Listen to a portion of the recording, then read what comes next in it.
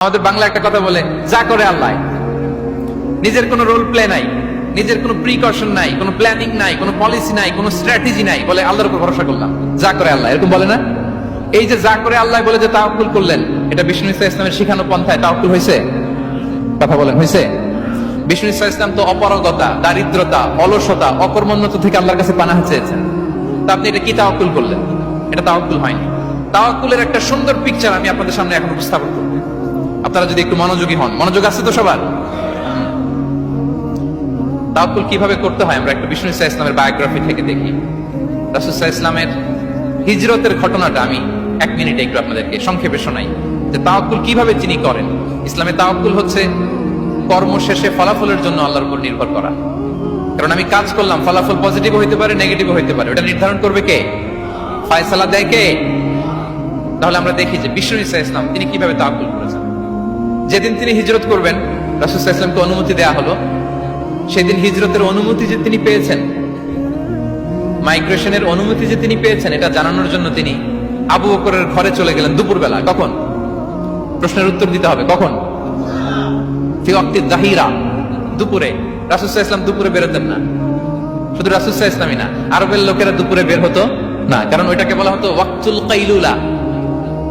আমরা power nap নেই না, এই পাওয়ার ন্যাপের টাইম ছিল তখন। বাইরে প্রচন্ড রোদ, কেউ বেরোতো না, বিষ্ণু ইসা ইসলাম বেরোতেন না।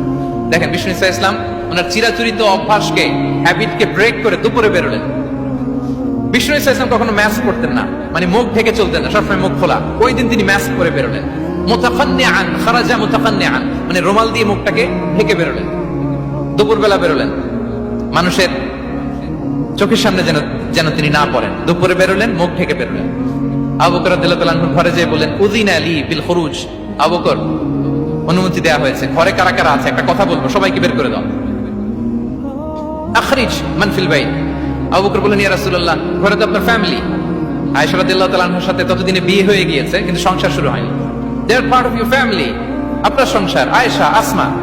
তখন তিনি আশা ফিরে পেলেন, বলেন ঠিক আছে তাহলে শোনো, উযিনা লি বিল খুরুজ, অনুমতি দেয়া হয়েছে, আমি থাকবো সাথে? রাসূল সাল্লাল্লাহু আলাইহি ওয়াসাল্লাম বললেন, হ্যাঁ তুমি থাকবে।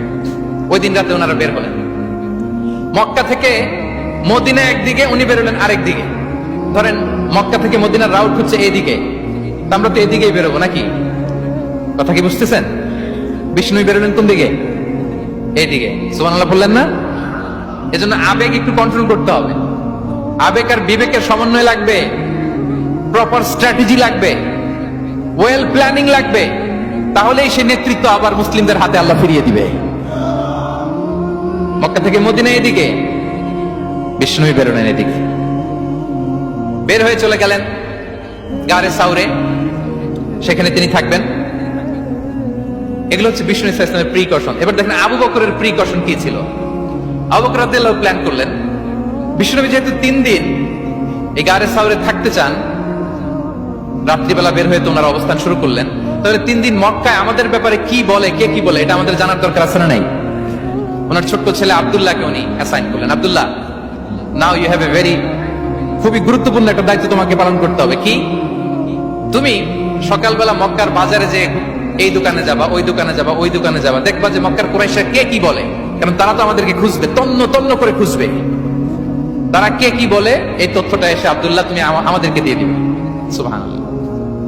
আবু বকর রাদিয়াল্লাহু তাআলা আনহুর ছোট্ট ছেলে আব্দুল্লাহ মক্কার বাজারে এখানে যায় ওখানে যায়, কে কি বলে সে সব শুনে আস্তে করে এসে মরুভূমি পার হয়ে গারে সাউরে যে আবু বকর রাদিয়াল্লাহু তাআলা আনহুর কাছে ইনফরমেশন সব দিয়ে দিচ্ছে।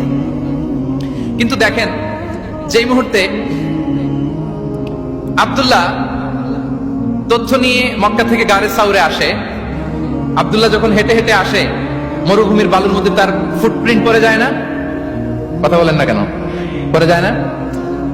তা আবু জাহেল, উতবা সাহেবের তো বেশি কষ্ট করা লাগে। তারা খুঁজতে খুঁজতে যখন আব্দুল্লাহর ফুটপ্রিন্ট পেয়ে যায়, ছোট্ট বাচ্চার ফুটপ্রিন্ট, এটা ফলো করলেই তো আবু বকর আর মুহাম্মদ, ঠিক কিনা? সুবহানাল্লাহ। আবু বকর রাদিয়াল্লাহু তাআলা আনহুর প্ল্যানিং দেখেন। তিনি যেমনি ছোট্ট আব্দুল্লাহকে ইনফরমেশন গ্যাদার করার জন্য সেট করলেন, তিনি ওনার একটা রাখালকে সেট করলেন, তার নাম হচ্ছে আমির ইবনে ফুহায়রা। আমির ইবনে ফুহায়রাকে তিনি অ্যাসাইন করে বললেন, আমির, আব্দুল্লাহ যখন সকালবেলা আমাদেরকে ইনফরমেশন দিয়ে চলে যাবে, তুমি আমার ছাগলগুলোকে এনে মরুভূমির এই জায়গায় একটু চালাবা। তাহলে ওইখানে আর আব্দুল্লাহর ছোট্ট বাচ্চার ফুটপ্রিন্ট থাকবে না, ওখানে আমার ছাগলগুলোর ফুটপ্রিন্ট থাকবে। সুবহানাল্লাহ এত আস্তে বললে হবে? আল্লাহু আকবার, আল্লাহু আকবার, আল্লাহু আকবার।